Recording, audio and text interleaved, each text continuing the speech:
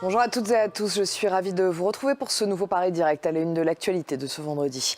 Le Conseil constitutionnel en France va... Après le journal, nous prendrons la direction de Cannes. La sélection officielle de la 76e édition du festival a été dévoilée hier. 19 films sont en compétition pour la Palme d'Or. Qui fait partie du jury? Qui seront les stars présentes? Quelles sont les tendances? On vous dévoile tout ça dans 15 minutes. D'abord le journal.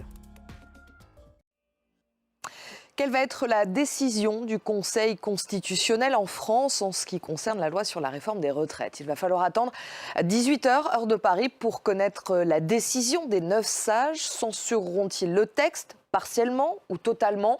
La demande de référendum d'initiative partagée sur l'âge légal de départ à la retraite sera-t-elle validée? On voit en détail quels sont les scénarios possibles avec Christelle Méral et Alain Locachio. Et hier avait lieu la 12e journée de mobilisation contre la réforme des retraites. 380 000 personnes ont manifesté dans tout le pays, selon le ministère de l'Intérieur.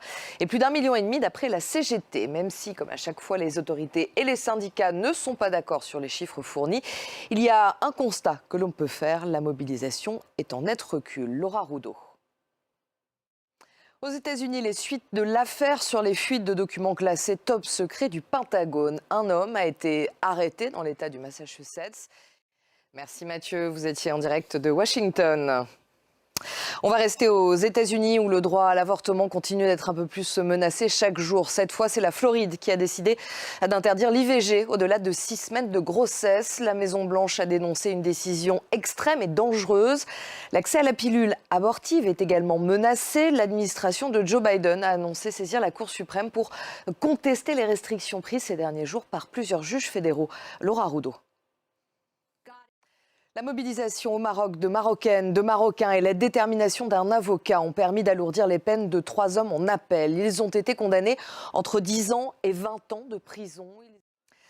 L'Inde est officiellement le pays le plus peuplé du monde avec près d'1,5 milliard d'habitants. Un chiffre communiqué par l'ONU et qui est en fait une estimation. Merci Alban pour toutes ces précisions. Vous étiez en direct de New Delhi. Je vous rappelle à présent le principal titre de ce vendredi. Le Conseil constitutionnel en France va-t-il valider, censurer partiellement ou totalement la loi sur la réforme des retraites? Et à 5 semaines du début de la compétition, on en sait un peu plus sur la 76e édition du Festival de Cannes qui se tiendra cette année du 16 au 27 mai. Sa sélection officielle, les stars présentes, le jury, les tendances. Allez, l'essentiel, c'est avec Axel Simon.